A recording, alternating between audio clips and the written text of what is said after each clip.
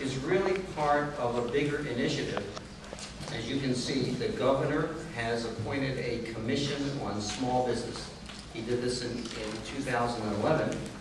And the charge, and you'll be hearing from Karen Barber a little bit more about this, is to talk to small businesses around the state, get information about how can the state, how can partnering agencies do a better job of serving people.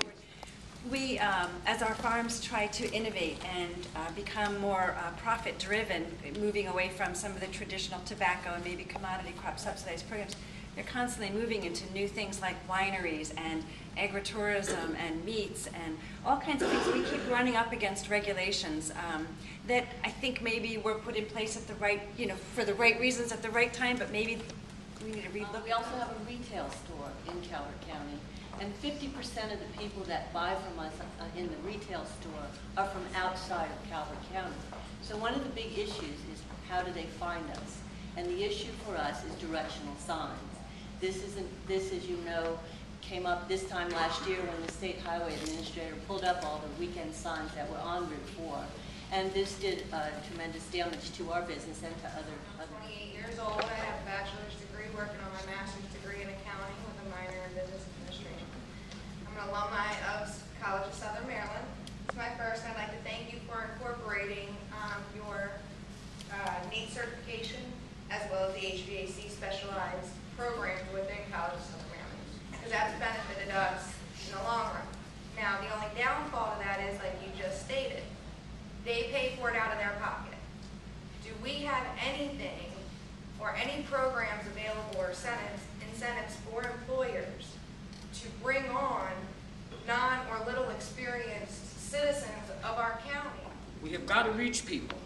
And again, that is one of the most important efforts of the Black Chamber, is to reach people. This room should be packed. Here are jobs in Maryland.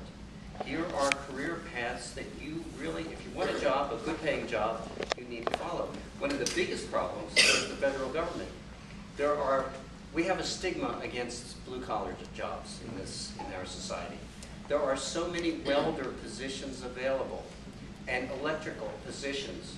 But if you want to go to our Trades and Energy Training Center, there's no federal grants, Pell Grants, for these individuals. It comes right out of their pocket. I owned a construction company as well for 10 years. I did steel erection and metal fabrication, and I would love to have hired plenty of welders and electricians.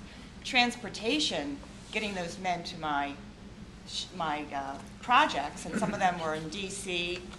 and part of Virginia, and even come to Carroll County to work in the shop was difficult. So I don't know what the state is doing to help small business pay for or work around transportation issues to get those welders that are looking for a job to an actual place, because they don't have vehicles.